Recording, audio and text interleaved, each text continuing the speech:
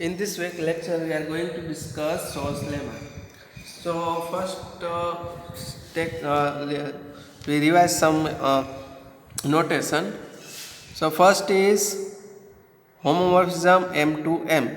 This denotes the set of endomorphism of module M regarded as an abelian group or ring. That means this set is abelian group and ring. Now, if M be an R module, then set of all R homomorphism from M to M is a subring of set of all endomorphism from M to M. Okay, કારણ કે અહીંયા આપણે આને ring તરીકે consider કરેલું, તો set of all R homomorphism from M to M છે યાની સબરિંગ થશે. Okay, now let R be a ring with unity. Let set of all homomorphism R homomorphism from ring R to R denote the ring of endomorphism of R regarded as right R module. એટલે કે આપણે આ ring છે એને R module તરીકે consider કરેલી છે, તો એના બધા જે એન્ડોમોર્ફિઝમ મળે એનો આખો સેટ છે. ઓકે, એને આપણે રિંગ તરીકે કન્સિડર કર્યો છે. Then ring R is isomorphic to set of all R homomorphism from R to R. Okay, આ પણ રિંગ છે અને આ પણ રિંગ છે, તો આપણને રિંગ આઇસોમોર્ફિઝમ મળે છે. આટલી વસ્તુ યાદ રાખવાની, આગળ આપણને જરૂર પડશે ત્યાં યુઝ કરશું. Now the statement of source lemma.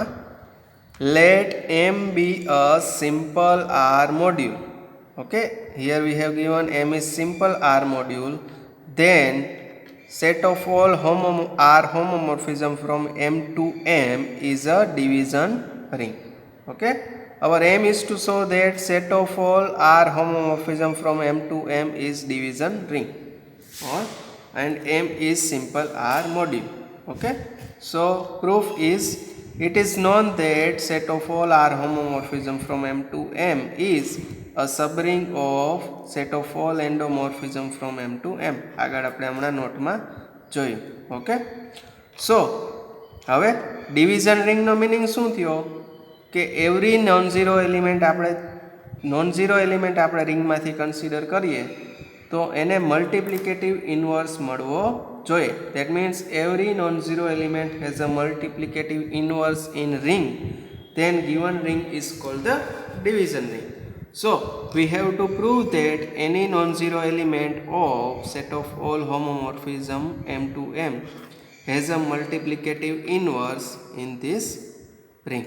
Okay, તો આપણે એક નોન ઝીરો એલિમેન્ટ, આની અંદરના એલિમેન્ટ કેવા હોય, આર હોમોમોર્ફિઝમ હશે, તો આપણે એક નોન ઝીરો એલિમેન્ટ લીધો 5 કન્સિડર કર્યો હોમોમોર્ફિઝમ M to R homomorphism.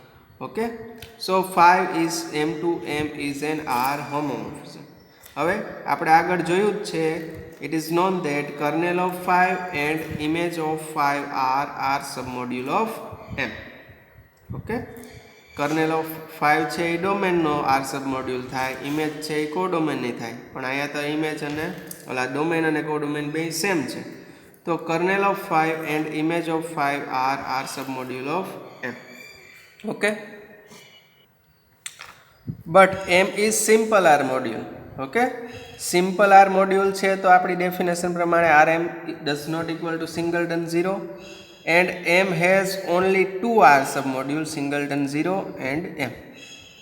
હવે કર્નેલ અને ઇમેજ આપણી પાસે બે R સબમોડ્યુલ છે, તો આ માટે બે possibility, either kernel of 5 is equal to singleton 0 and image of 5 is equal to M, and second possibility is either kernel of 5 is equal to M and image of 5 is equal to singleton 0. Okay, કારણ કે આપણે kernel અને image આપણી પાસે બે R submodule છે, અને simple module માટે બે જ આર સબમોડ્યુલ મળે, એક સિંગલટન 0 એન્ડ એમ પોતે, તો આ બે પોસિબિલિટી આપણને મળી. હવે ધારો કે kernel of 5 is equal to M, then 5 is 0 map. Okay, because every element of R module M gives the value 0. So 5 is a 0 map. So but we have considered 5 is non-zero map. Okay, so 5 is non-zero map આપણે consider કરેલો છે, તો આ condition possible છે નહીં. That means image of 5 does not singleton 0. Okay, એટલે કે second case possible થશે નહીં. કર્નેલ ઓફ 5 છે એ એમ હશે તો એમના દરેક એલિમેન્ટ માટે આન્સર 0 આવશે. તો 5 છે એ 0 મેપ થઈ જશે. 5 0 મેપ થઈ જાય. ઓકે, પણ આપણે 5 કેવો નોન ઝીરો મેપ કન્સિડર કરેલો છે, તો નોન ઝીરો મેપ માટે ઇમેજ છે એ સિંગલટન 0 પોસિબલ નથી. ઓકે, તો second case is not possible. તો આપણી પાસે શું મળ્યું? Kernel of 5 is singleton 0 and image of 5 is M. Okay, તો first case is only possible. So kernel of 5 is singleton 0 and image of 5 is M.